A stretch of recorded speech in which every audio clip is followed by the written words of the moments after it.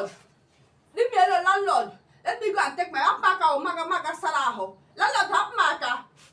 I'm not going to make stop carrying who okay, she should to not take a sow. Landlord, have maga. Boy, you have to stop working like this sow, landlord. Enough is enough. Enough is enough.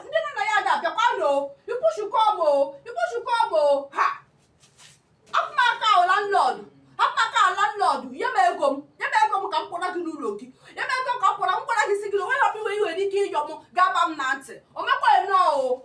Oh, my no. Oh, when you would kill your gabam nancy. Oh, can I get money in a megum? You may go map for a new room. You may go map for a new look. I don't understand. Also, this is why you will be holding my money, and on top of it, you will be disturbing me. I've forgotten to carry her before. I've forgotten to carry her before. Landlord, you leave me alone.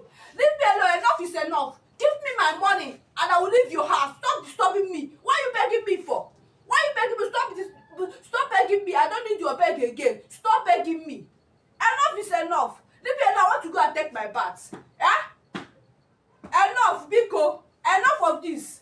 What the carry here can get to put Why are you disturbing me? Leave me alone. Give me my money. Landlord, give me my money. Give me my money, landlord. I'm only asking for my money. I am Nanagi. Welcome. Give me my money. What is all this? Every day by day, people will be hearing our voice. Why don't you give me my money? I have peace. Are you not tired? Landlord, are you not tired? Oh, get it? Huh? Are you not tired of all this exchange of words me and you exchanging every day? Give me my money. There is nothing you feel tell me I will hear. Simple as that. Stop disturbing me.